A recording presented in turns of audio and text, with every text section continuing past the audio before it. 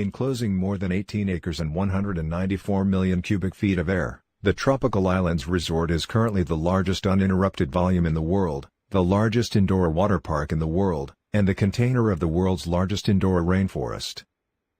Located in the sparse municipality of Krausnick-Groß-Wasserburg, 30 miles south of Berlin, Germany, the resort was built inside a former blimp hangar in 2004 and has been in successful operation since opening day. In an era marked by serious debate concerning climate change, material scarcity and the conflicts of globalization, the Tropical Islands Resort reveals a crucial link between architectural design and the public response to some of the greatest challenges facing contemporary society.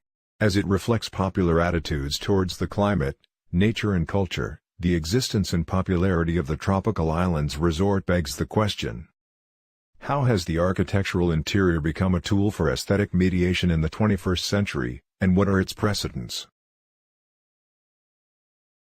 Chapter 1: The Bunker Bubble. Between Community and Immunity. The air we breathe, which, in the Western tradition, has long been the ethereal subject of our surroundings, our atmosphere, and our space, can no longer be described under such stable terms. Sampling from any coordinate on Earth reveals that human influence has left the air a mixed and unbalanced soup spanning continents. In response to the apparent contamination of the air, the gas mask was invented by Louis Haslet in 1849 and patented as a lung protector. The bottom half acts as an air filter for immunization, while the top half provides the opportunity for communication with the outside world. In the 20th century, the gas mask became a model for two types of the architectural interior. Those concerned about the selective weaponization of the air, as it was initially practiced in the First World War, developed architectures of pure immunization in response. Bunkers, such as J. Swayze's underground homes of 1964, were modeled after a single-story suburban home, entirely designed to distract its occupants from the potential threats of the Cold War happening above ground. But while a significant portion of the population was ready to bury themselves underground, a number of architects imagined new social ecologies suspended above the earth and sustained within vast interiors to mitigate their reliance on natural resources. A climate-controlled modern air, after all, meant potentially implementing a new system of human commerce and everyday experience, from the visual landscape to the potential new role of agriculture within society. Among the most influential was Buckminster Fuller's Cloud9 project of 1960. His intentions can be summarized by one of his own poems: to make the world work, in the shortest possible time, through spontaneous cooperation, without ecological offense, or the disadvantage of anyone. The distinction between the two interior types is a political one, between pastiche opacity and futuristic transparency, between short-term and long-term solutions, and between paranoiac individualism and ambitious communitarianism. The Tropical Islands Resort is a manifestation of the two main responses to the environmental crisis. The Tropical Islands Resort is a bunker bubble. Looking below the horizon line, Tropical Islands plays into nearly every technique of pastiche and escapism imaginable. Looking above, it can be mistaken for one of the cloud structures Fuller never dreamed would exist in his lifetime. Though the membrane is in stark contrast to nearly everything below it, the resort's operators have since made no attempt to conceal it. No blue paint to resemble the sky that surrounds it.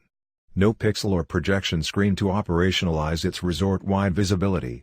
The structural membrane, as a final remnant of its former role as a blimp hangar, is decidedly left intact. Intact, that is, except for the 44 transparent ultraviolet-coated PVC panels that were installed to replace the southern section of the membrane's metal structure, allowing a generous amount of sunlight throughout the day. If the sky over Germany lost its color, so too would its interior. Though it is an immunological bubble of the highest technical ability, it still maintains a relationship to the world around it. If the Tropical Islands Resort is a sign of things to come, given the looming volatility of the climate, it is somewhat assured that the future will not be strictly made up of bunkers, nor of bubbles. Chapter 2: The Botanical Spectacle. Between Conservation and Consumption. In the wake of climate change and the contamination of the air, the unintended human occupation of geologic agent has quickly made itself apparent. Nature, that timeless and scaleless concept beyond human comprehension, has recently been given timely and spatial limitations in the clumsy hands of society. Their confluence is most apparent in the history of the greenhouse building type, a site of both botanical protection and spectacle. The first greenhouse was created in 30 AD as a mobile cart for the year-round growth of a cucumber-like vegetable. Moved out into the sun and withdrawn under the cover of frames on wintry days, the first greenhouse was as much about the conservation of nature as its consumption. In the 19th century, the parallel advancements of ironwork and glass production transformed the greenhouse into an interiorized environment against the apparently polluted London atmosphere. Explorers voyaged to faraway countries both colonized and unpopulated, to bring back the seeds of plants only heard about in stories or seen in illustrations. For the first time in history, specimens from around the world could be kept under single, uninterrupted glass roofs for public viewing and close botanical scholarship.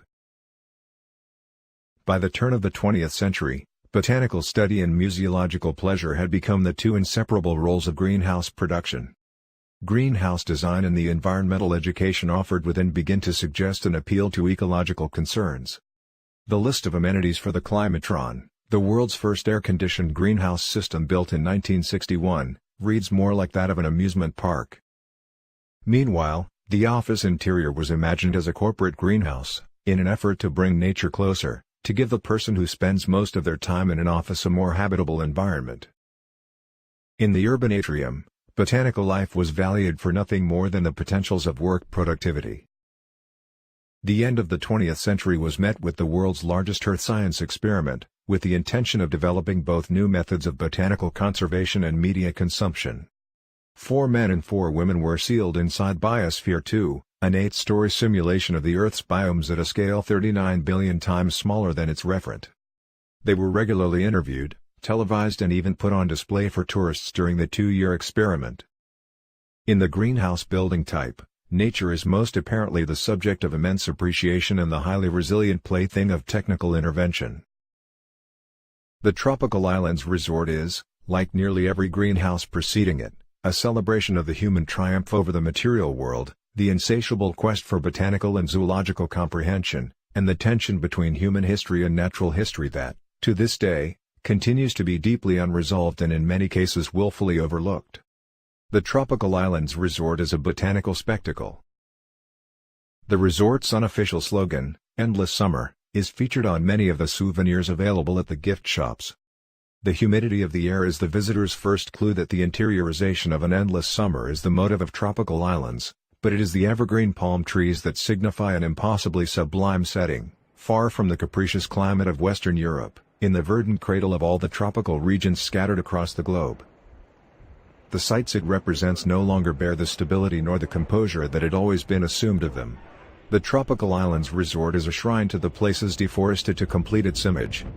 A mirage of the places most affected by climate change to support those that shy away from it. The two atmospheres are at apparent odds with one another.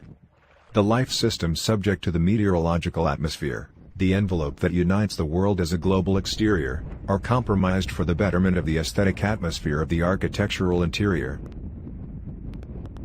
Constructed in an era openly aware of the entwinement of human and natural history, the reproduction of the tropics and their fictionally singular climate can be seen as the tipping point in the history of the greenhouse building type.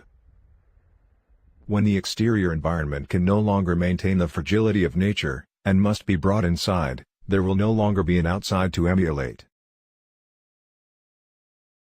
Chapter 3. The Culture Condenser. Between History and Nostalgia. Though the many regions of the world have developed rich and distinct cultures of their own over time, artifacts can only reveal a fraction of their essences. However, the Western display of power can, in part, be historicized as the increasingly misguided attempt to disprove this claim. One of the earliest known attempts at world condensing is the 16th-century Cabinet of Curiosities, a collection of worldly objects joined together within a single piece of furniture. The typical curiosity cabinet was held in high esteem by those that owned them, as a microcosm or theater of the world, for its symbolic conveyance of its owner's control of the world through its indoor and microscopic reproduction. As the world was said to have become smaller in the 19th century, the colonially expanding West developed the World's Fair exhibition type, to allow the world's many disparate regions to more easily reveal their cultures and potential prospects to one another under a single roof. The first World's Fair was the Great Exhibition of the Works of Industry of All Nations of 1851, held inside an enormous glass building known as the Crystal Palace. The structure successfully recreated the sublimity of gazing over the expanse of an unobstructed horizon within the built interior.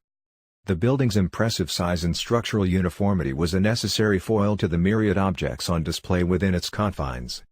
Though it was held as a universal competition and a glimpse into the near future, the exhibition required a heavy amount of editing in the representation of world cultures. Subsequent World's Fairs continued to invest in the potential future industries of world cultures while also setting their sights on their pasts. The increased popularity of ethnography was on display at the 1893 Columbian Exposition on over 600 acres and divided into interior and exterior spaces. The interiors of the Columbian Exposition were the sites of Western futures, of contemporary architecture and mechanical prototypes shielded by modern engineering, while the exterior spaces were reserved for the exhibition of non-Western cultures, to perform antiquated customs and sell outdated artifacts in the form of an outdoor circus. The future was inside, the past was outdoors, and time and space were both rendered as commodities.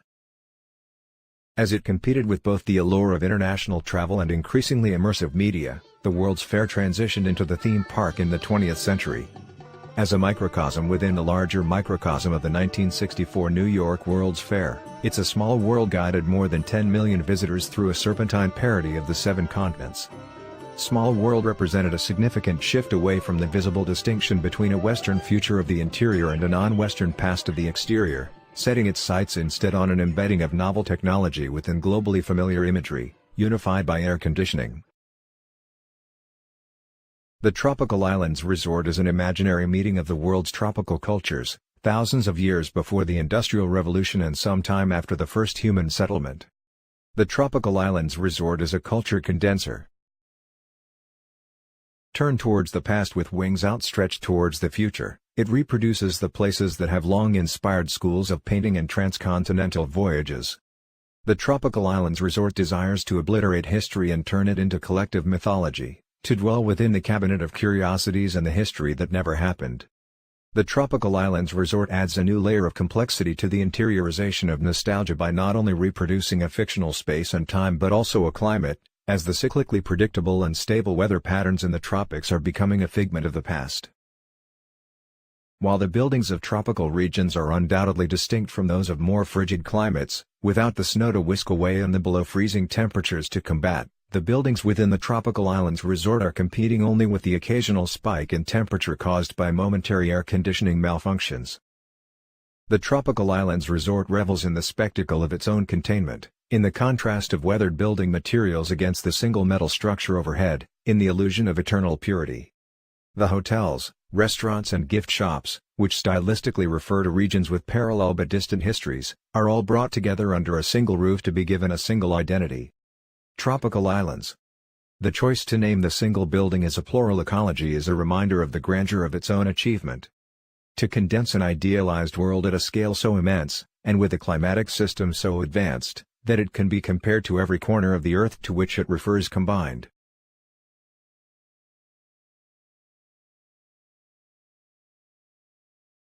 Chapter 4. The Extra-Large Stage Set. Explication and the Architectural Interior as Contemporary Media. The Tropical Islands Resort did not appear out of thin air, nor is it alone in its operations. The main elements on display have each been the subjects of control for thousands of years, and key devices have evolved to become the instruments of control. First by pulling botanical elements out of their seasonal rhythms. Then by amassing a miniature theater of the world. And finally by connecting through division. As these objects were reimagined as architecture, their interiority became a tool for aesthetic mediation from their distant and immediate environments. To bring the temperate to the intemperate. To consolidate the global system of exchange. To incubate the future and mock the past. To respond to our mistakes, by either taking shelter from them or improving the entirety of social construction. To venerate and violate raw materials. To deodorize the scrap heap of history. To embody the estranged. And, finally, to dramatize the incubation of life systems in preparation of their abandonment. As the consequences of climate change, material scarcity and the conflicts of globalization establish aesthetics entirely their own, we inch closer to our baser instincts as we instruct the architectural interior to dig deeper into its primary function as shelter, through a commitment to three essential components. First, under the auspices of the architectural interior, the manipulation of world elements is not only expressed. It is staged. The great mysteries that lie within the compositions of the elements reproduced in the tropical islands resort have been popularly overshadowed by their sensate properties, those qualities which can be most easily apprehended by the naked eye and the wandering mind. In the age of mass consumption, the exquisite and the ineffable have necessarily given way to the apparent and the immediately perceptible. If staging is the method by which commodities stand in for deep-seated, collectively felt phenomena and are put on display, architecture is the stage itself. Second, the staging of world elements is expertly supported by invisible maintenance, embedded within the walls of the perimeter and underfoot. This Baroque ensemble of domestic gadgetry epitomizes the intestinal complexity of gracious living. In other words, this is the junk that keeps the pad swinging. The concealing of maintenance systems is itself an aesthetic practice, as crucial as that which takes center stage. Third, the staging of world elements and their invisible maintenance are both supported by the dome that cradles them. The enveloping structure is a filter, a lens, a border, an incubator, a distinction, a container, and an agent of mediation that makes some things appear and others vanish.